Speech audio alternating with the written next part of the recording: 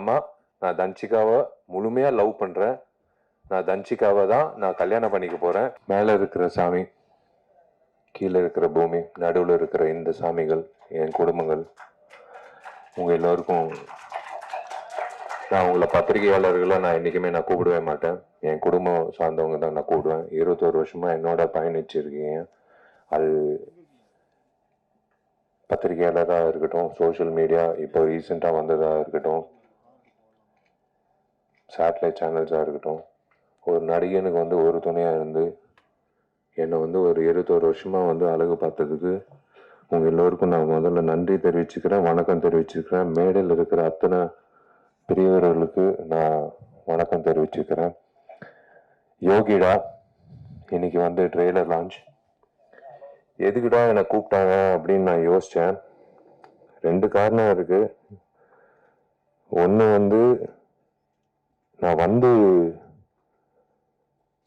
உணர்ந்தேன், வராமல் உணர்ந்தது தன்சிகா, வந்து உணர்ந்தது இது ஒரு ஆக்ஷன் படம் அப்படின்னு எனக்கு தெரியாது. ஒரு ஆக்ஷன் ஹீரோ கூப்பிட்டு தான் வந்து இந்த இந்த இந்த நிகழ்ச்சி நடத்தணும் அப்படின்றது இப்போ தான் உணர்ந்தேன்.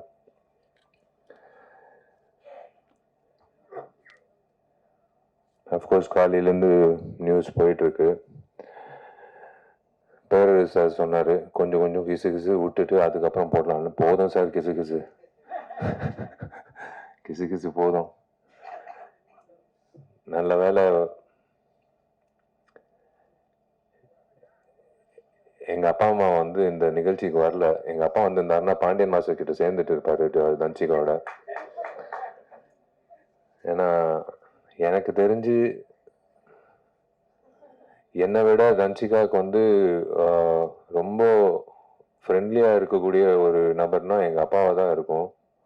அவர் இந்த காட்சிகளை பார்த்துருக்கணும். Yogida, of course it's produce by Senthilkumar sir. எனக்கு நல்ல பழக்கம் அவருக்கு. திரு சிவா அவர்கள், Siva textiles, Sridevi textiles in Coimbatore. நான் ஒரு நிகழ்ச்சிக்கு நான் போயிருந்தேன் பல வருஷங்களுக்கு முன்னாடி. மேடையில் என்னை பார்த்து கண் கலங்கி அவர் பண்ணுற சேவைகள் வந்து உங்கள் எல்லாருக்கும் தெரியாது. அது தெரியப்படுத்துறது கூட வந்து வார்த்தைகளால் சொல்ல முடியாது. நீங்கள் உங்களை எல்லாரும் ஒரு ட்ரிப் எடுத்துகிட்டு போய் அவர் பண்ணுற சேவைகளில் பார்க்கணும். எத்தனையோ பணக்காரர்கள் இருக்காங்க இப்போ நம்ம நாட்டில். ஆனால் இந்த மாதிரி ஒரு சேவை பண்ணணும் அப்படின்ற ஒரு மனசில் இருக்கிற ஒரு உணர்வு வந்து உண்மையிலே திரு சிவா அவர்களுக்கு நான் வணங்குகிறேன். Hats off to him and his team. Hats off to his team, hats off to his work, hats off to his initiative. Goshala வச்சுருக்காரு. திரு செந்தில்குமார் சாருக்கு நான் வாழ்த்துக்கள் தெரிவிச்சுக்கிறேன். உங்கள் டீம் திரு தண்டபாணி அவர்களோட பேர் வந்து ஒழிச்சுக்கிட்டே இருந்தது கடந்த 1 வாரமாக தன்சிகா மூலிமா. எப்போ பார்த்தாலும் தண்டபாணி என்ன, தண்டபாணி என்ன, தண்டபாணி என்ன அப்படின்னு பேசிகிட்டே இருப்பா. யாருப்பா அந்த தண்டபாணி அப்படின்னு பார்க்கும்போது இப்போ தான் வந்து நான் அவரை சந்தித்தேன். பாண்டியன் மாஸ்டர், எனக்கு அந்த வாய்ப்பு கிடைக்கல உங்களோட வந்து பயிற்சி பண்ணுறதுக்கு. பட் நான் உங்களை பற்றி எல்லா ஹீரோகள் கிட்டேருந்து நான் கேள்விப்பட்டிருக்கேன். It is a great feeling to be here to launch the trailer of Yogida. Yogida வந்து கூடிய சீக்கிரம் ரிலீஸ் பண்ணுங்கள் சார். டெஃபினட்டாக வந்து ஃபஸ்ட்டு வந்து நான் ஐஸ்வர்யா ரகுபதிக்கு வந்து நான் ஒரு விஷயம் சொல்லிக்கிறேன். உன் தைரியத்தை நான் பாராட்டுறேன். ஒரு பெண்மணியாக வந்து மைக்கை பிடிச்சி ஏதோ ஒன்று பேசுறது பதிலாக, ஓகே ஒரு பதில் தேவையில்லை, நீயா இரு, அவ்வளோதான், அது போதும். நீ தைரியமாக இரு, நீயா இரு, அவ்வளோதான். பேசுகிறவங்க பேசுவாங்க. என்னை பற்றி பேசுகிறவங்க பற்றி நான் பேசினேன்னா நான் வாழ்நாள் பூரா பேசிகிட்டே இருப்பேன், ஷூட்டிங் போகவே முடியாது. நாளையிலேருந்து இன்னைக்கு தான் ஃபோன் பண்ணேன் ப்ராஜெக்ட் டிசைனர் ஆர்கிடெக்டுக்கு. ஏன்னா கார்த்தி தான் ஃபுல்லாக மேற்பார்வை பண்ணிகிட்டு இருக்காப்புல. நான் அப்பப்போ எட்டி பார்ப்பேன். நான் இன்றைக்கி தான் ஃபோன் பண்ணி சொன்னேன், நாளைக்கு காலையில் 10 மணிக்கு சேர் போட்டு உட்காந்துருவேன் நடிகர் சங்கத்து கட்டடத்தில். நீ முடிக்கிற வரைக்கும் நான் வந்து இங்கிட்டிருந்து கிளம்ப போகிறதில்ல. ஏன்னா என் கல்யாணம் ஃபிக்ஸ் ஆகிடுச்சு. பொண்ணும் கிடைச்சிச்சு. பொண்ணு வேற யாரும் இல்லை, அவங்க அப்பாவும் இருக்காங்க. அவங்க அப்பாவோட ஆசீர்வாதத்தோட, அவரோட அனுமதியோட நான் வந்து அவங்களோட பேரை சொல்றேன். அது Dhanshika. Yes, I want to, I would love to, and I am going to marry Danchika. He's a wonderful person. கண்டிப்பா வந்து நாங்க வடிவேல் சாரலாமா மாதிரி ஒரு கப்பலா இருக்க மாட்டோம். நாங்க வந்து ஏன்னா இந்த சண்டை காட்சிகள் பார்க்கும்போது நான் கொஞ்சம் சூதானமா இருக்கணும்னு நான் முடிவு பண்ணிட்டேன். ஏன்னா கொஞ்சம் வார்த்தைகளும் சரி செயல்பாட்டிலும் சரி கொஞ்சம் சூதானமா இருக்கணும். ஏன்னா கிக்கு வந்து என் தலைக்கு வரைக்கும் வருது. ஸோ பிளாக்கும் நானும் பாண்டியன் மாஸ்டர் கிட்ட போய் கற்றுக்கணும்னு நினைக்கிறேன். ஸோ ஈக்குவல் ஆகிடும். ஆனால் அந்த அளவுக்கு வந்து சண்டை வரக்கூடாது, வராது. both of us understand each other very well. It is a great thing. I don't want to spoil this event by talking about me and Danchika. நான் ஒரே ஒரு விஷயத்துல சொல்றேன். எஸ், நானும் தன்சிகா கல்யாணம் பண்ணிக்க போறோம். எனக்கு வந்து நான் ரொம்ப கொடுத்து வச்சிருக்கேன் நான் சொல்லுவேன். கடவுள் எப்பவுமே he saves the best for the lastன்னு சொல்லுவாங்க. ஸோ அந்த மாதிரி வந்து I think he saved Danchika for me for the last, and we are going to lead a lovely life. I always think positive. We're going to lead a very positive and lovely life.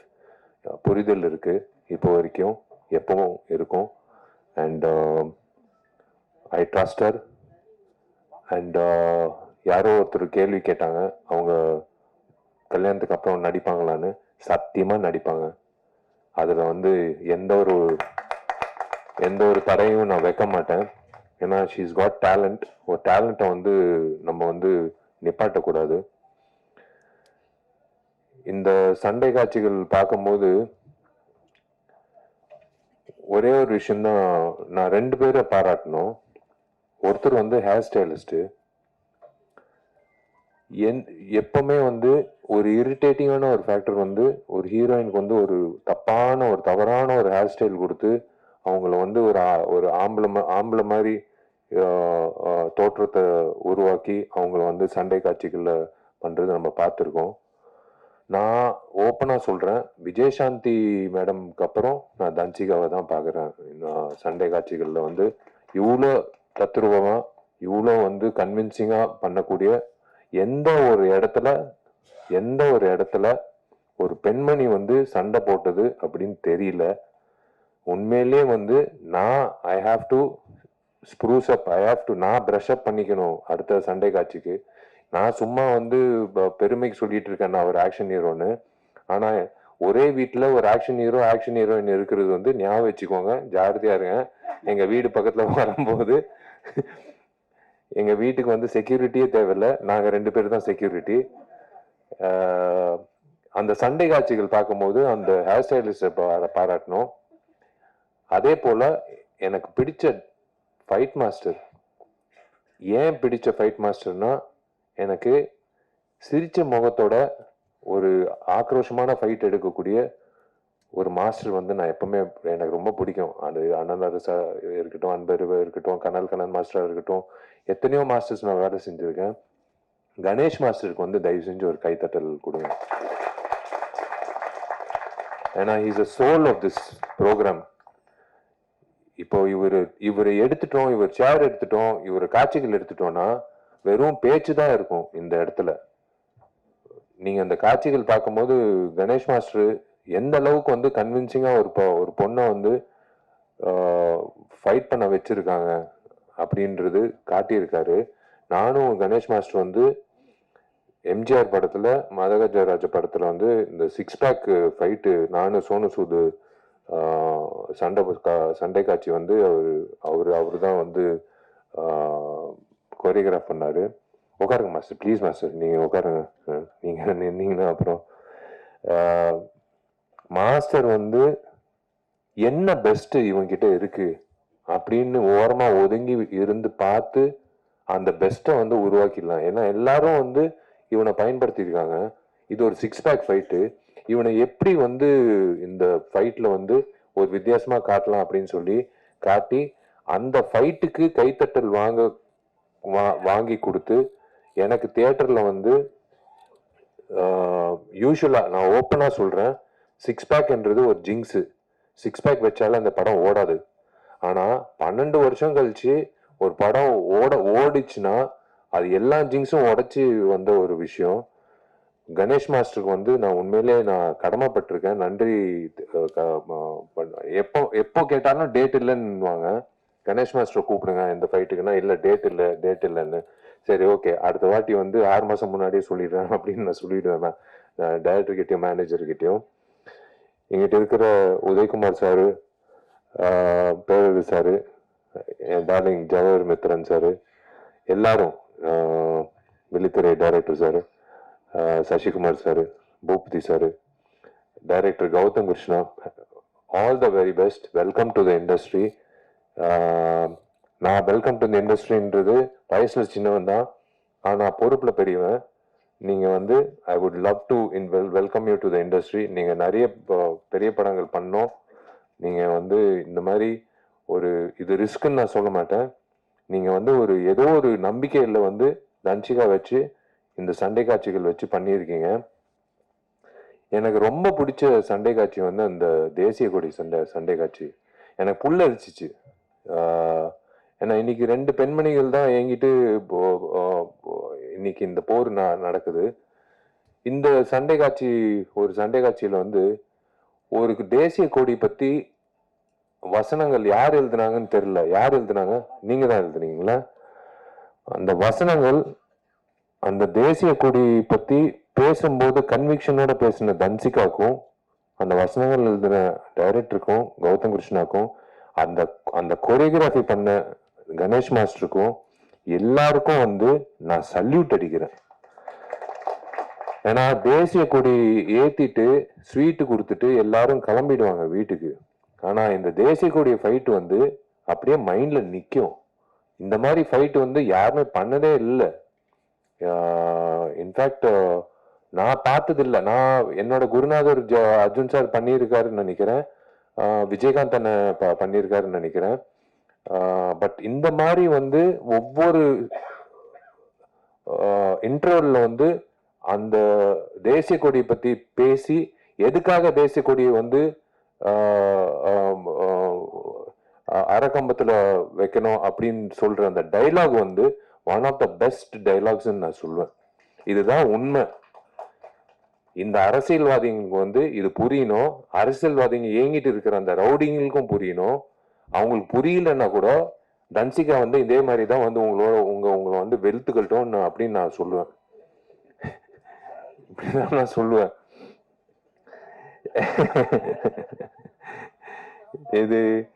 இது வந்து இவங்கள house ஒய்ஃப்னு சொல்றதா, இல்ல வந்து என்னோட சோல்மேட்னு சொல்றதா, இல்ல என்னோட பெஸ்ட் ஃப்ரெண்ட்னு சொல்றதா, இல்ல என்னோட பாதின்னு சொல்றதா எப்படின்னு எனக்கு தெரியாது. ஆனா தன்சிகா பொறுத்த வரைக்கும் நான் வாழ்நாள் பூரா அவளை நல்லா இதே மாதிரி சிரிச்ச முகத்தோட வச்சுக்கணும்னு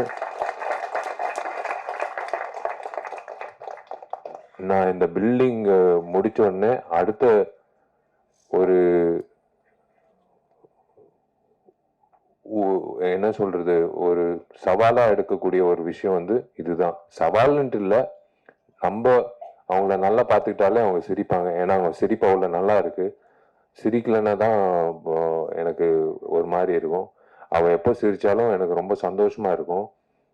ஷீஸ் காட் லவ்லி ஃப்ரெண்ட்ஸ். ஒரு you are judge by your ஃப்ரெண்ட்ஸ்ன்னு சொல்லுவாங்க எப்பவுமே ஒரு ஒரு ஒரு நபர். She's got lovely friends. எனக்கு பொறாமையா இருக்கும் அவள் ஃப்ரெண்ட்ஸை பற்றி சொல்லும்போது. தோ உக்காந்துட்டு இருக்கு கமுக்கமா ஒரு பொண்ணு, திவ்யான்ட்டு. விஜய் இருக்கான் என்கிட்ட, உதய் இருக்காப்புல, எல்லாரும் இருக்காங்க. இவங்கெல்லாம் வந்து ஒரு சந்தோஷமான காலத்துல இருக்கிறதெல்லாம் ஃப்ரெண்ட்ஸ் ஓகேங்க, அதெல்லாம் வேற விஷயம். கஷ்ட காலத்துல தூக்கி நிப்பாட்டி வா தட்டி கொடுத்து நீ எந்திரிச்சு வா, ஒன்றும் பிரச்சனை இல்லை, வா பார்த்துக்கலாம், எல்லாமே பார்த்துக்கலாம் அப்படின்னு சொல்லி getting back that person on their feet ஒரு ஆஸ்கர் அவார்டுக்கு சமம். நான் ஓப்பனாக சொல்கிறேன். இது எனக்கு இந்த மாதிரி ஃப்ரெண்ட்ஸு இருக்காங்க. நான் அதனால தான் சொல்கிறேன். எனக்கு நான் சோர்வடையும் போது என் ஃப்ரெண்ட்ஸு எனக்கு என்ன, ஜாமி இருக்கான், ஒருத்தர் இருக்கான், கார்த்தி இருக்கான். அவங்க 2 பேர் மச்சி. நாங்கெல்லாம் காலேஜ் ஸ்டூடெண்ட்ஸ் மாதிரி தான் நாங்கள் எங்களை நாங்கள் பார்த்துக்கிறோம். நாங்கெல்லாம் நடிகர்கள். என்ன மச்சான் உன் படம் ஃப்ளாப் ஆச்சாமே அப்படின்னு ஒரு நாள் கூட சொன்னதில்லை. மச்சான் உன் படம் சூப்பர் ஹிட்ரா அப்படின்னு ஒரு நாள் கூட சொன்னதில்லை. சினிமா அப்படியே ஓரம் கட்டிட்டு நாங்கள் பேசுறது பொதுவான பேச்சு. வீட்டில் பையன் எப்படி, என்ன மார்க் வாங்கியிருக்கான், எப்படி இருக்கான், இந்த மாதிரி தான் பேசுறது உண்டு. இப்போ அவங்க சந்தோஷப்படுறாங்க. எனக்கு தெரிஞ்சு உங்க முகத்துல, எல்லாரும் முகத்துல சந்தோஷம் தெரியுது. முக்கியமா மீனாட்சி சுந்தரம் முகத்துல சந்தோஷம் தெரியுது. அவர் மெசேஜ் போட்டாரு, அனுபமா மெசேஜ் போட்டுச்சு, தேவராஜ் சார் மெசேஜ் போட்டாரு. எல்லாரும் அதான் நான் சொல்றேன்ல, உங்களை எல்லாரும் நான் பத்திரிகையில தான் நான் பார்த்ததே கிடையாது. நீங்க நல்லது எழுதினாலும் நான் தேங்க்ஸ் சொன்னது கிடையாது. நீங்க என்னை பத்தி கெட்டது எழுதினாலும் நான் உங்களை கேள்வி கேட்டதும் கிடையாது. ரேகா என்னோட க்ளோஸ் ஃப்ரெண்ட் எங்கிட்ட உட்காந்துருக்கா. ரொம்ப நாள் கழிச்சு உன்னை பாக்குறேன், ரொம்ப சந்தோஷம். I'm happy that you are part of this. இதோ இங்கிட்ட உட்காந்துருக்கேன் இந்த ராதிகா. எவடி அவ இந்த ஆட்டம் போடுறா அப்படின்ட்டு அவனிவன்ல ஒரு டைலாக் சொல்லுவோம், உட்காருமா. எனக்கு ஃபர்ஸ்ட் 5 நாள் நான் இப்போ பொண்ணு வேஷம் போட்டுக்கிட்டு போய் நிற்கும் போது பாலண்ண கிட்ட, இல்ல நீ பொண்ணு மாதிரி இல்லை, நீ என்ன பண்ணு, பக்கத்துல இருக்கிற பெண்களோட எல்லாம் நீ இனிமே ஆண்கள் சாவகாசம் வச்சுக்காத. சார் புரியல சார். நான் அங்கிட்டு இருக்கிற எல்லாம் பெரிய குளத்துல எல்லாம் வந்துருவாங்க. டே விஷால் இப்போ பொம்பளை வேஷம் போட்டிருக்காங்கடான்னு சொல்லிட்டு ஒரு 1000 பேர் வந்துருவாங்க. எல்லாம் அந்த பெண்மணிகளோட போய் நீ அவங்களோட ஏறு அப்படின்னு சொல்லிட்டு, சரி சார் அப்படின்னு சொல்லிட்டு போயிட்டு 5வது நாள் 6வது நாள் நான் போய் பாலாண்ண கிட்ட சொல்றேன், சார் எனக்கு ராதிகா அவங்க, அப்பதான் அவங்க பேரே தெரியும். எனக்கு பழக்கம் கூட இல்லை.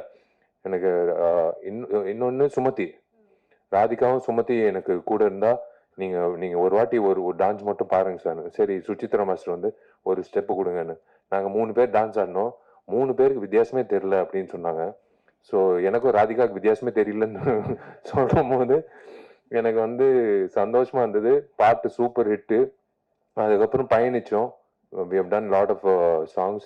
She also we traveled abroad. ரொம்ப சந்தோஷம். இந்த படத்துல பாடல்கள் இருக்குமா அப்படின்னு டவுட்டா இருக்கு. ஏன்னா 6 சண்டை காட்சிகள் இருக்கு. என் படத்துல 3 சண்டை காட்சிகளோ 4 சண்டை காட்சிகள் தான் இருக்கும். இந்த படத்துல 6 சண்டை காட்சிகள் இருக்கு.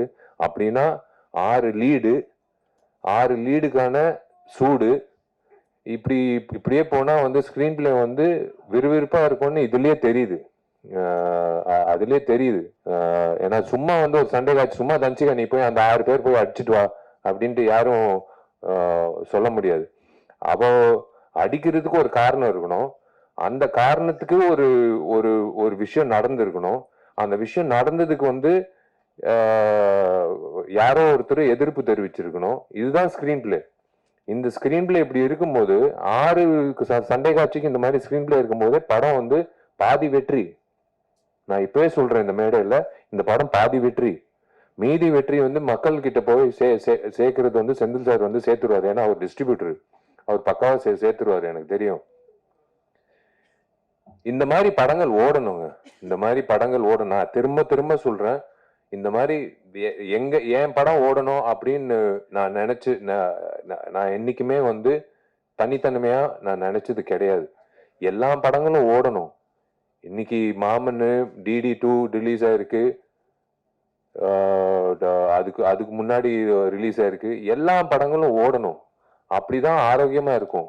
ஏன்னா தியேட்டருக்கு படம் பார்க்கும்போது நாங்க எப்படி யோசிச்சு பாருங்க, 12 வருஷம் கழிச்சு ஒவ்வொரு வருஷமும் நானும் சுந்தர் சார் அடுத்த வருஷம் வந்தாலும் ஜெய்குஞ்சி வாங்க போலாம். அவர் ப்ரொடியூசர் வருஷம் வருஷம் ஒரு காரணம் சொல்லுவாங்க. கடைசியில CBI எல்லாம் சொன்னார் காரணம். சிபிஐனால இந்த படம் ரிலீஸ் ஆகலான்னு. ஏங்க சிபிஐக்கும் எம்ஜிஆருக்கும் என்னங்க சம்பந்தம் அப்படின்னு கேட்டோம். இல்லை சிபிஐனால ஒரு சரி 12 வருஷம் கழிச்சு கடவுளா பார்த்து 9 நாள் லீவு கொடுத்தாரு. டேய் இருங்கடா சுந்தர், நீ வேற படங்கள் பண்ணிட்டு போ, விஷால் நீ வேற படங்கள் பண்ணிட்டு போ, உங்களுக்கு ஒரு டேட்டுக்கு ஒரு தேதி குறிச்சு கொடுக்குறேன் அப்படின்னு சொல்லி 9 நாள் கொடுத்தாரு. பட்டையை கிளப்பிடுச்சு. பழைய படம் மாதிரி இல்லைன்னு ரிப்பீட் ஆடியன்ஸு. எனக்கு ஒரு தியேட்டர் மேனேஜர் ஃபோன் பண்ணி, சார் வீடியோ காலில் வரீங்களா சார்? ஏன் என்ன விஷயம்னு ஒரு பெரிய தியேட்டரு. இல்லை சார் இது நீங்கள் பார்த்தே ஆகணும் சார், எல்லாரும் ஸ்க்ரீன் மேலே ஏறி இதெல்லாம் 10 வருஷம் முன்னாடி பார்த்துருக்கோம் சார், பேப்பரெல்லாம் தூக்கி போட்டு ஸ்க்ரீன் மேலெல்லாம் ஆடிட்டு இருக்காங்க சார், புது ஸ்க்ரீன் போட்டிருக்கோம் சார், என்ன சார் பண்ணுறது? அதுக்கு என்னையா நான் பண்ண முடியும்? உன் ஸ்க்ரீனை காப்பாற்றுறது நான் என்ன பண்ண முடியும்? நீ வந்து செக்யூரிட்டி வச்சு நீ அவங்கள கீழே இருக்கு. இல்லை சார் ஒரு வகையில் சந்தோஷமா இருக்கு, ஒரு வகையில் வந்து பயமா இருக்கு சார். நீங்க பாடின பாட்டுக்கு வந்து டான்ஸ் ஆடுறாங்க சார். சத்தியமா சொல்லு, என் பாட்டுக்கு நான் பாடின பாட்டுக்கு டான்ஸ் ஆடுறாங்களான்னு. சார் உங்க பாட்டுக்கு தான் சார் ரிப்பீட் ஆடியன்ஸ் வர்றாங்கன்னு. சரி கலிகாலம். நம்ம பாடின பாட்டுக்கு வந்து அதுல வேற விஜய் ஆண்டனி என்ன கான்சர்ட்ல வேற கூப்பிட்டு என்ன பாட வச்சாரு. அதுல வேற வந்து பிளாக்ல டிக்கெட் வாங்கி என்ன பாடுறது வந்து பார்க்க வந்தாங்க. இதெல்லாம் வந்து நடக்கிறது வந்து அபூர்வமான விஷயம். அந்த மாதிரி ஒரு அபூர்வமான விஷயம் வந்து யோகிடால நடக்கணும். இந்த டீம், இந்த யோகிடா டீம் வந்து கண்டிப்பா வந்து இதே சிரிச்ச முகத்தோட வெள்ளிக்கிழமை மதியம் ஷோ முடியும் போது இந்த சிரிப்போட தான் அவங்க வீட்டுக்கு போய் அவங்க குடும்பத்துல அவங்க வந்து அவங்களோட சந்தோஷத்தை பங்கேற்கணும்னு நான் ஆசைப்படுறேன். அது பிரஸ் அப்படின்ட்டு எல்லாரும் சொல்றாங்க. நான் சத்தியமா அந்த வார்த்தையை யூஸ் பண்ண மாட்டேன். என் குடும்பம் வந்து எல்லா படங்களும் ஒரே மாதிரி தான் பாக்குறீங்க. நான் சொல்லணும்னு அவசியமே கிடையாது. என்னோட டார்லிங் ரியாஸும் என்னோட டார்லிங் ஃபராஸும் 2 பேரும் வந்து இந்த படத்தை வந்து கண்டிப்பா ஒரு டூலா இருந்து உங்களுக்கு சேர்த்துருவாங்க. என்னென்ன விஷயங்கள் இருக்குன்றது உங்களுக்கு சேர்த்துருவாங்க. முதல்ல நான் ஹீரோ ஆவேன் அப்படின்னு சொன்ன ஆள் யார் தெரியுமா? இங்கிட்ட உட்கார்ந்து இருக்காரு. முதல்ல எனக்கு தெரியாது, 12ஆம் கிளாஸ் படிச்சுட்டு இருக்கேன். நான் பால்கனியில நின்றுட்டு இருக்கேன். எனக்கு சினிமா வந்து இயக்குனர் ஆகணும்னு ஆசை. அப்போ வந்து உதயா எல்லாரும் கீழே வெயிட் பண்ணிட்டு இருந்தாங்க மொபைல்ல, உதயா வெங்கட் எல்லாரும். ஒருத்தர் வந்து சொன்னாரு, தம்பி நீ வந்து ஹீரோ ஆகன்ட்டு. இங்கிட்ட இருக்காரு. அது யார் தெரியுமா? தோ அங்கிட்டு உட்காந்துருக்காரு, துளசி பழனிவேல். அவர் என்ன வச்சு சொன்னாரு எனக்கு தெரியாது, என் முகத்துல என்ன இருந்ததுன்னு தெரியாது. அவர் வந்து ஆணிகரமா சொன்னாரு, நீ ஹீரோவ, நீ பெரிய ஹீரோவ அப்படின்னு சொன்னாரு. நான் ஒவ்வொரு வாட்டி அவரை பார்க்கும் போது என்ன வியந்து நான் பார்ப்பேன். எப்படி இந்த மனுஷன் வந்து இவர் ஜோசியர் ஆகலான்னு நினைக்கிறேன், சினிமா ஜோசியர் ஆகலான்னு நினைக்கிறேன். இவரு எனக்கு ரொம்ப சந்தோஷமா இருக்கு உங்க எல்லாரையும் சந்திச்சதுல. யூஸ்வலா வந்து தன்ஷிகாவோட அப்பா இங்கிட்ட இருக்காரு. அவரோட பர்மிஷன் வச்சே நான் சொல்றேன், நான் ஆக்சுவலா இந்த யோகிடா ஃபங்க்ஷனை பயன்படுத்திக்கிட்டு நான் என்னோட பர்சனல் விஷயம் நான் பேசக்கூடாது. பட் இருந்தாலும் தோ இருக்கே என்னோட சோல்மேட் தன்ஷிகா. இதுக்கு மேல நாங்க மூடி மறைக்க விருப்பப்படல. உங்க எல்லோருக்கும் நீங்க என் குடும்பம் சார்பா, என் குடும்பம் சார்ந்தவங்களா நான் வந்து நான் உணர்ந்து நான் உங்ககிட்ட வெளிப்படையா சொல்றேன். ஆமா, நான் தன்ஷிகாவை முழுமையா லவ் பண்றேன். நான் தன்ஷிகாவை தான் நான் கல்யாணம் பண்ணிக்க போறேன். உங்க எல்லாருக்கும் அழைப்பு வரும். நீங்க எல்லாரும் வரணும். நீங்க எல்லாரும் வந்து எங்களை வாழ்த்தணும். நாங்க வந்து மறுபடி நடிகைகளா உங்களை மறுபடி சந்திப்போம், அது வேற விஷயம். ஆனா ஒரு கப்பலா வந்து நாங்க வந்து ஒரு சந்தோஷமான ஒரு தருணத்துல, எல்லா தருணத்திலையும் என் குடும்பத்தை நான் உங்க எல்லாரையும் நான் சந்திக்கணும். எனக்கு ரொம்ப சந்தோஷமா இருக்கு.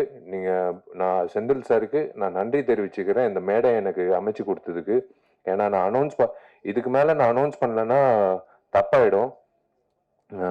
தன்ஷிகா வந்து இதே மாதிரி ஒரு கிக்கு வீட்டுல போய் கொடுத்தா கூட பரவாயில்ல, அது நான் தாங்கிக்கிறேன். நான் சொல்லிதான் ஆகணும். Yes, again I'm saying, I am totally in love with Dhanshika. நான் தன்ஷிகாவை நல்லா பார்த்துப்பேன். நான் தன்ஷிகாவை வந்து தன்ஷிகாவை வந்து இந்த வந்துருச்சு பாத்தீங்களா? நான் என்ன சொன்னேன், சண்டை போடாதன்னு சொன்னேன். இப்ப பாருங்க, நல்ல வேலை கிக் கொடுக்காம நேரம் வந்து நிப்பாட்டிட்டா. திருமண தேதி வந்து ஆகஸ்ட் 29ன்னு பிளான் பண்ணியிருக்கோம். அது என் பிறந்த நாள். வந்துடுறேன்.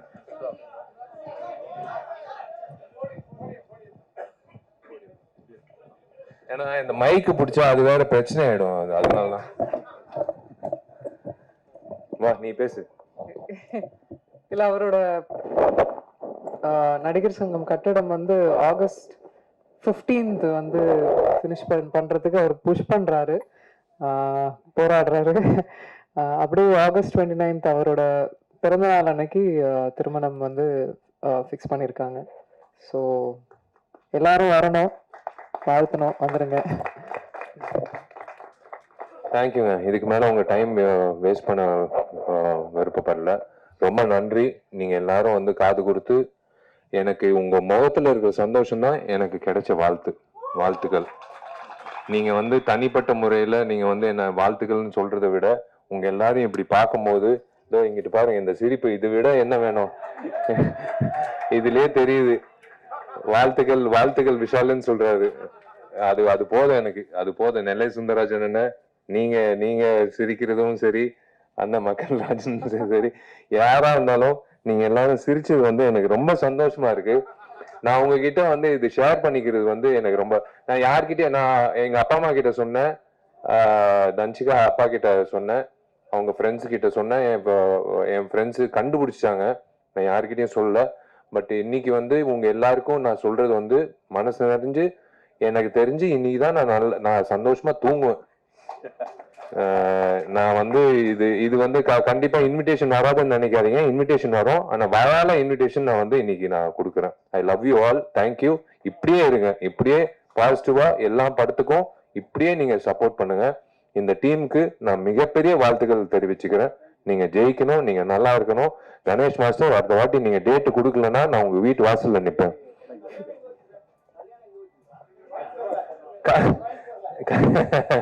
இல்ல, கல்யாணம் என்ன அதெல்லாம் ஒன்னும் முடிவு பண்ணல. பொண்ணு இப்பதான் முடிவு பண்ணிருக்கேன். நான் எல்லாமே முடிவு பண்ணிட்டேன்னா அப்புறம் வந்து யோகிடா மாதிரி ஆயிடும், கிக்கு தான் வரும்.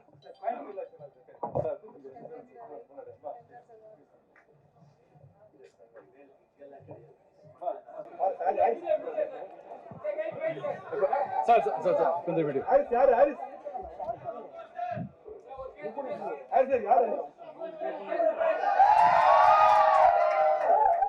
அவன் காலைல போடலாம்.